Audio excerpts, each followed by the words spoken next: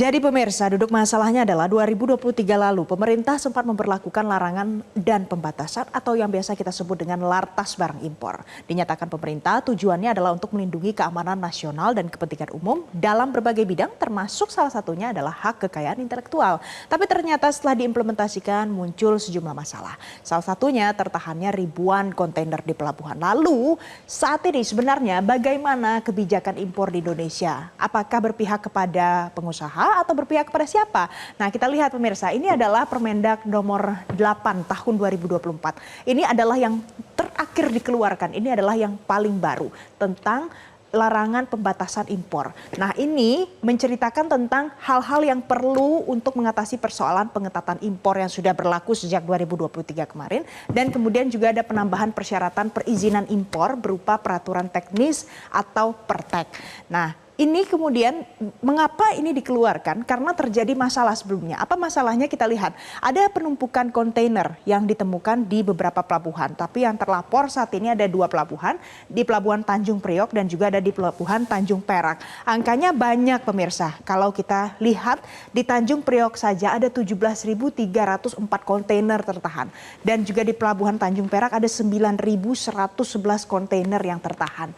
Ini terjadi selama masa implementasi peraturan Menteri Perdagangan nomor 36 sejak bulan 3 tanggal 10 tahun 2024.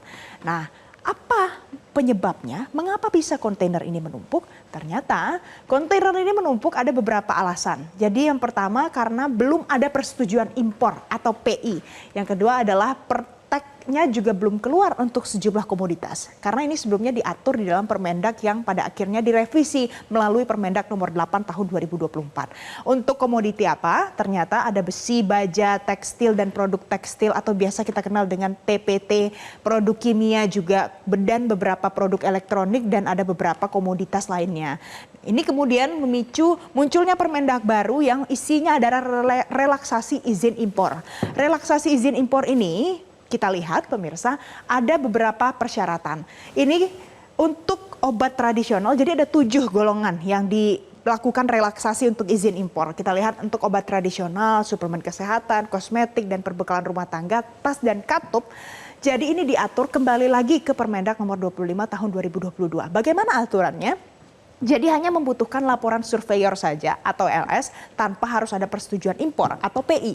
Persetujuan impor adalah izin yang diperlukan untuk melakukan impor. Ditentukan dan diterbitkan oleh Kementerian Perdagangan. Sedangkan kalau laporan surveyor atau LS ini adalah dokumen pelengkap pabean. Nah, laporan surveyor ini hanya bisa dipergunakan 1 kali pengapalan. Kemudian kita lihat lagi ada relaksasi izin selanjutnya untuk komoditas lain. Tadi sudah ada beberapa, kalau yang ini untuk alat elektronik, alas kaki, pakaian jadi dan juga aksesoris. Saat ini ternyata di dalam aturan yang baru kembali ke Permendak sebelumnya. Tidak lagi memerlukan yang namanya peraturan teknis atau pertek. Nah, misalnya kalau kita bicara soal tekstil dan produk tekstil atau TPT sebagai contoh. Perteknya akan dikeluarkan oleh Kementerian Perindustrian. Dan dalam kebijakan sebelumnya pemirsa, pertek impor menjadi salah satu syarat bagi pelaku usaha untuk bisa mendapatkan persetujuan impor atau PI dari Kementerian Perdagangan. Jadi di situ ada kaitan satu sama lain dan di situ barulah kegiatan impor bisa dilakukan. Nah, saat ini aturan ini sudah kembali ke awal sebelum ada lartas sebagai bentuk relaksasi izin impor.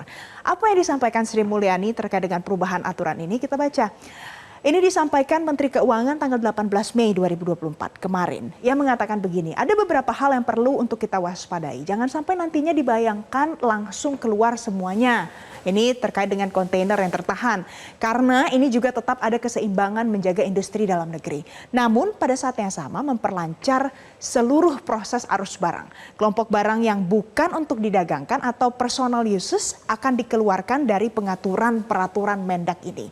Jadi pada saat Sri Mulyani dan juga Erlangga Hartarto kemarin datang ke Tanjung Priok untuk melihat langsung bagaimana pelepasan dari pengeluaran dari kontainer-kontainer yang tertahan ini juga disampaikan pemirsa. Jadi ada tujuan untuk melindungi komoditas di dalam negeri tanpa mempersulit impor yang memang dibutuhkan barang-barangnya. Jangan sampai produksi di dalam negeri dan kegiatan usaha jadi tertahan hanya gara-gara aturan ini. Itu tadi fact check kita hari ini pemirsa.